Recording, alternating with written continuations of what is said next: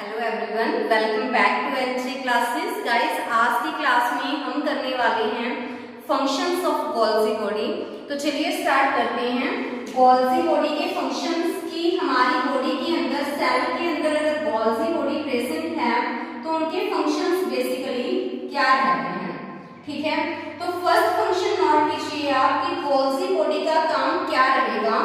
Golgi body का main काम क्या है कि ये क्या करते हैं, सब्सटेंसेस को सेक्रीट करते हैं प्लस उनकी पैकेजिंग करवाते हैं। ठीक है, जो सब्सटेंसेस उन्होंने सेक्रीट किए उनकी पैकिंग करवाने में कौन हेल्प करते हैं, गोल्जी बॉडी।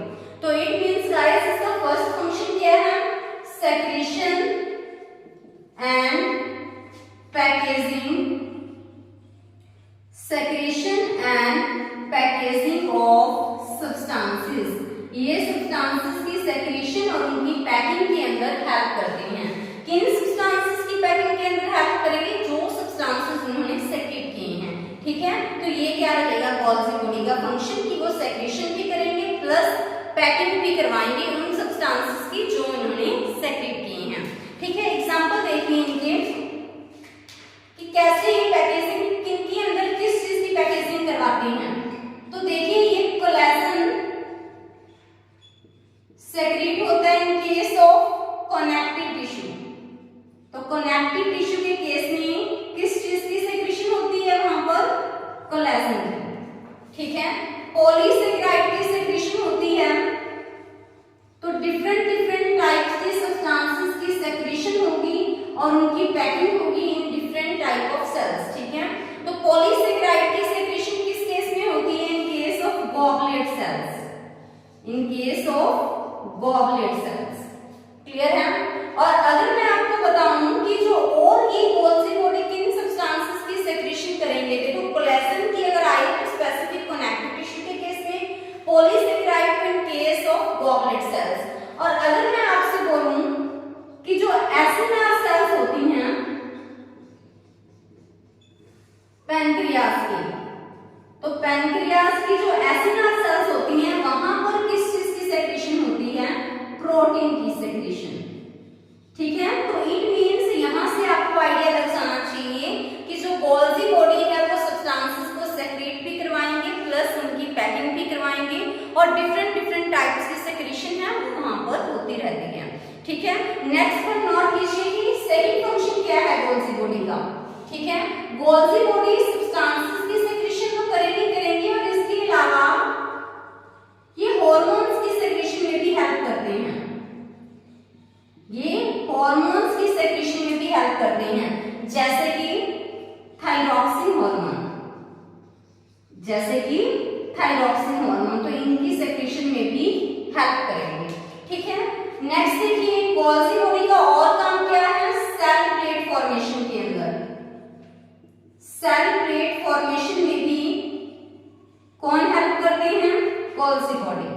ठीक है, नेक्स्ट नोट कीजिए आपने पढ़ा होगा एक्रोसोम के बारे में। ठीक है, एक्रोसोम, एक्रोसोम हम कहाँ रिप्रेजेंट करते हैं, किसके डायग्राम में रिप्रेजेंट करते हैं एक्रोसोम, जब भी ह्यूमन स्पर्म का डायग्राम लेबल करते हैं तो उसके अंदर रिप्रेजेंट किया जाता है किसको, एक्रोसोम को। ठीक है, तो अभी देखिए ह्यूमन स्पर्म के अंदर जो एक्रोसोम प्रेजेंट होता है वो एक्रोसोम भी क्या है, वो भी क्या है, गोल्जी बॉडी है। वो कुछ नहीं है, गोल्जी बॉडी ही है। ठीक है, तो यानी कि वी कैन से कि जो एक्रोसोम है वो भी गोल्जी कॉम्प्लेक्स ही है। ठीक है, तो जो वहां पर जो ह्यूमन स्पर्म के एक्रोसोम के अंदर जो गोल्जी बॉडी से, जो कि गोल्जी बॉडी से बना है, तो वो काम क्या करेगा, ये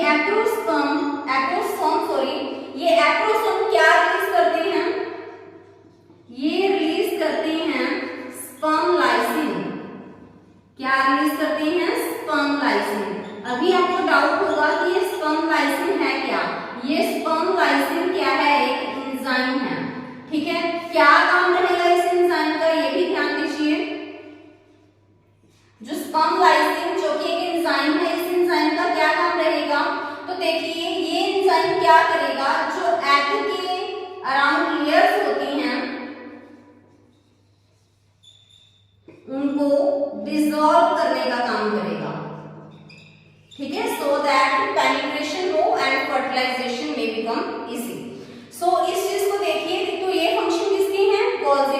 बाकी जो पेंडिंग फंक्शंस हैं वो हम नेक्स्ट स्लाइड में करेंगे। एक बार मैं आपको रिवाइज करवा देती हूँ।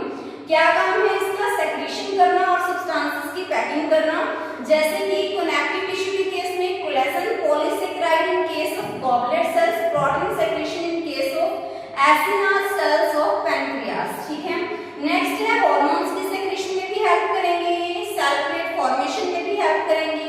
और एक चीज और ध्यान रखना कि जो गोल्जी बॉडी है वो ह्यूमन स्पर्म का एक्रोसोमल वाला पार्ट है वो फॉर्म करते हैं। ठीक है, तो ऐसे में जो एक्रोसोम है वहां पर क्या रिलीज करते हैं? स्पर्म लाइसिन, जो कि एंजाइम है। तो ये स्पर्म लाइसिन क्या करेगा? During fertilization at the time क्या होगा कि ये जो एग के सराउंडिंग में जो लेयर्स होती हैं उनको डिसॉल्व करने का काम करते हैं, सो दैट पेनिट्रेशन इजी हो सके एंड फर्टिलाइजेशन हो सके। ठीक है, तो ये काम रहते हैं किसके? गोल्जी बॉडी के। बाकी फिर हम नेक्स्ट स्लाइड। हाँ जी, नेक्स्ट फंक्शन देखिए गोल्जी बॉडी का। गोल्जी बॉडी का नेक्स्ट फंक्शन है कि ये मिडल लैमेला की सेक्रेशन में भी हेल्प करते हैं। सेक्रेशन ऑफ मिडल लैमेला कौन हेल्प करते हैं? Golgi body. ठीक है, और गोल्जी बॉडी का क्या काम है? गोल्जी बॉडी ग्लाइकोसाइलेशन में भी हेल्प करती है। ग्लाइकोसाइलेशन, अभी आपको डाउट होगा कि ग्लाइकोसाइलेशन क्या होता है। ग्लाइकोसाइलेशन एक्चुअल में है क्या? तो आप इस चीज को देखिए कि जब भी कार्बोहाइड्रेट ऐड होते हैं या तो प्रोटीन के साथ, इधर प्रोटीन या फिर लिपिड। ठीक है, कार्बोहाइड्रेट जब भी प्रोटीन के साथ या फिर लिपिड के साथ ऐड होते हैं तो उस प्रोसेस को हम क्या बोलते हैं? उस प्रोसेस को हम कहते हैं ग्लाइकोसाइलेशन।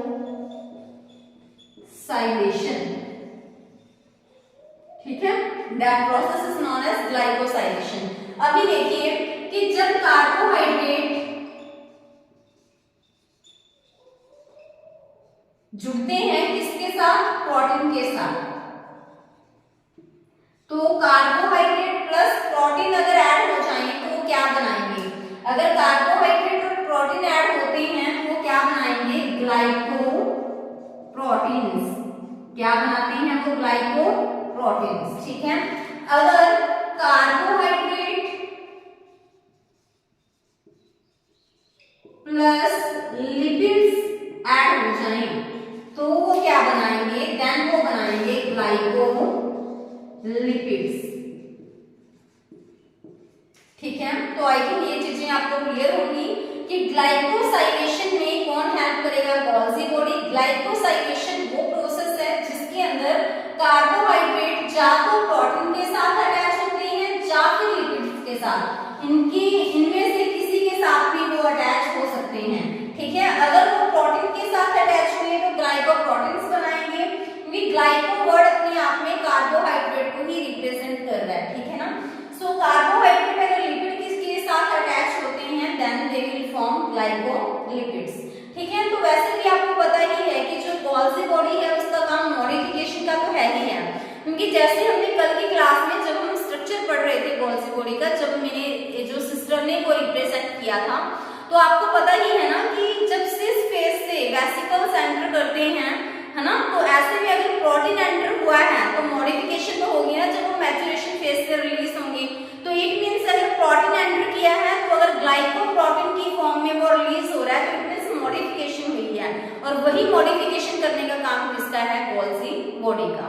Is it clear?